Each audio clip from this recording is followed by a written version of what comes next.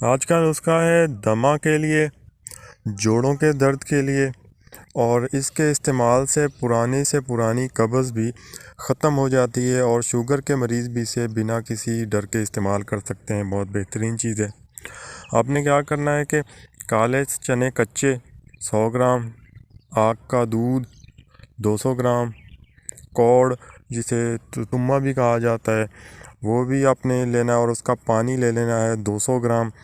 ابھی کیا کریں کہ کالے چنے صاف کر کے آگ کے دودھ میں ڈال دیں، اور 2 دن میں دیکھیں گے کہ یہ سارا دودھ جو چنے پی جائیں گے۔ تو پھر ان چنوں کو کسی برتن میں ڈال دیں تاکہ یہ خشک ہو جائیں۔ جب یہ خشک ہو جائیں تو پھر ان کو جو تمہ کا پانی نکالا تھا اس میں ڈال دینا ہے، اور پھر آپ دیکھیں گے 2 دن کے بعد وہ سارا پانی پی کر پھول جائیں گے۔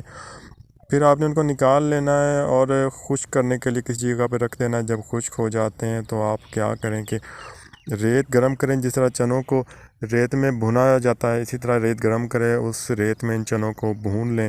بھوننے کے بعد محفوظ کر لیں۔ روزانہ ناشتے کے بعد صبح کو اور رات کے کھانے کے بعد آپ نے 1 چنا صبح کو 1 چنا رات کو کھا لینا ہے۔ اور اس نسخے کے استعمال کے ساتھ آپ نے تمام بادی اشیاء سے پرہیز کرنا ہے۔ انشاءاللہ 2-3 دن کے استعمال سے ہی آپ کو جوڑوں کے درد، قبض اور دمہ میں بہت فرق محسوس ہوگا۔